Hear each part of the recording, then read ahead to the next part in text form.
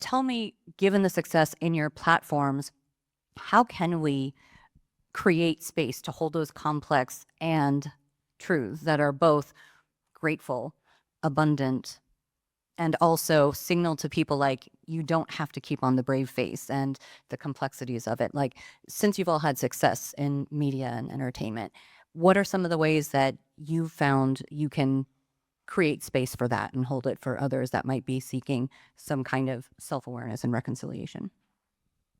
I think it's conversations like this and saying things on air and putting in sometimes when they ask for my bio, the first line is proud Korean adoptee or proud Korean American adoptee.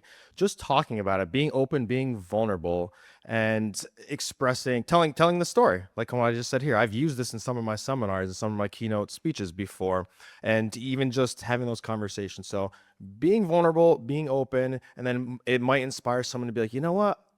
I can talk about this. I just saw him talk about it. I just saw her talk about it. Let me open up. And then it helps each person on an individual level, which hopefully helps then the rest of the community be more accepting and supportive and okay with that.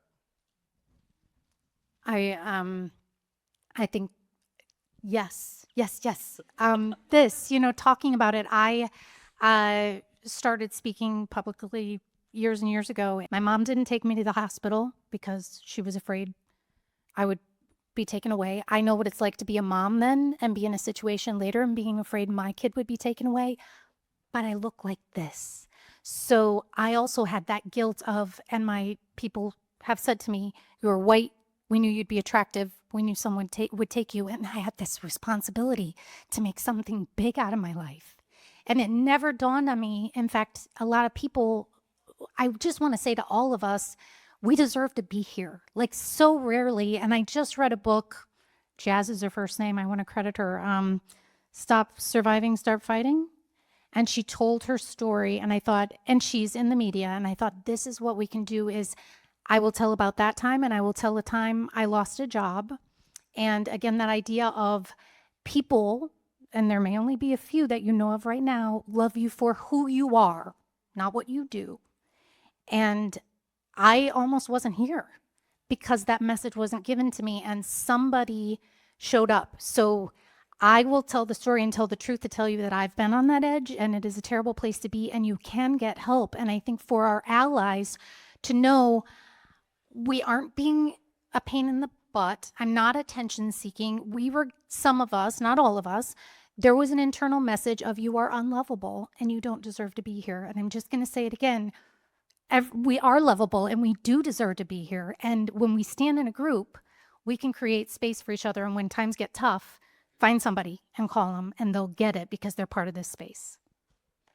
And you're making such a huge difference through your emotional literacy work and by being vulnerable here with everyone.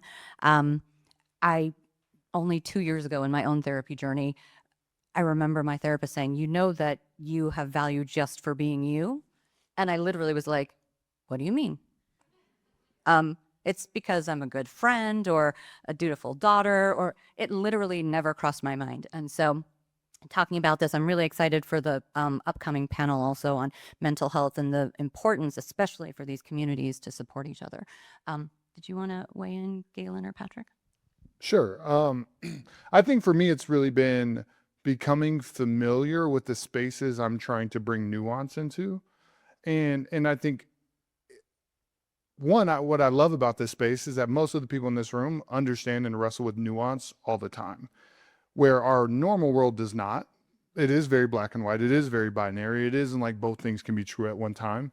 And so for me, it's like, it's really hard to communicate and convey complexity without doing the work to really understand what makes it complex. And as far as like having compassion toward my parents, even though they are responsible for some of the trauma I experienced, but also understanding at the same time, like they had no one help and support them through their own trauma experience. And so both of those things can be true, but it took me doing the work to realize that. It took me like understanding it to do that. And the same thing is true. So I kind of like broke through into the child welfare space primarily first, and now it's been able to expand outside of that. But I came in with a lot of preconceived notions about what child welfare was and about what the people on the serving side of child welfare were doing or not doing. And you get into it and you realize, wait, these are actually like really good people that are also finding themselves in really hard situations. And there's complexity that can be offered to them as well. And so it's what has allowed that to be true is, for me in my journey, has really been like, how do I take time to be shoulder to shoulder with professionals who have done this work in ways that I haven't, to really understand their perspective and then be someone that can help build the bridge between the two. And I think that's true for any situation where we're trying to do that.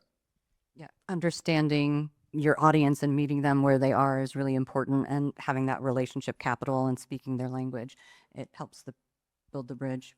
I just want to add really quickly off of that, like the piece of advice I would give if you're cultivating space and you want to hold space and have these conversations is kind of like what you're saying.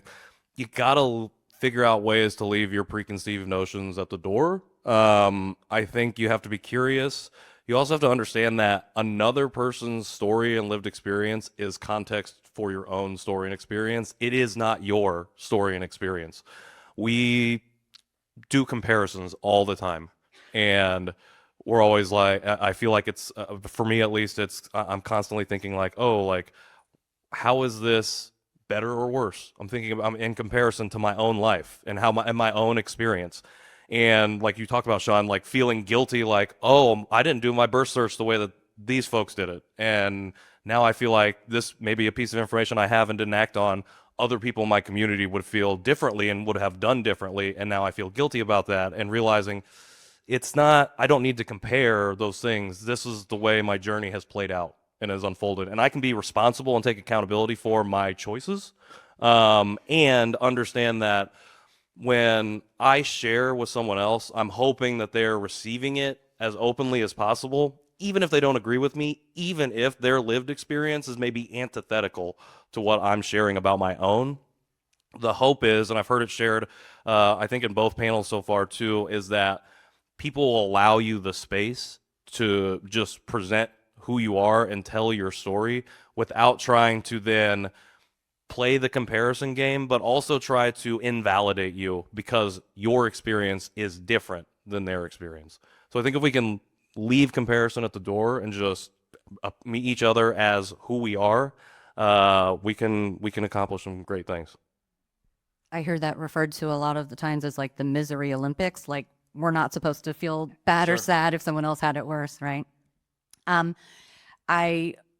I love this idea. I mentioned earlier that I reconciled with my parents, or I'm in the process of reconciliation with my adoptive parents after 7 years. And when my mom and I tried family therapy, I'll just say it didn't really go that well. Or it did go really well because I realized she is exactly who she is. But after I had done all the work in therapy on myself, I realized I'm not the person that she knew before.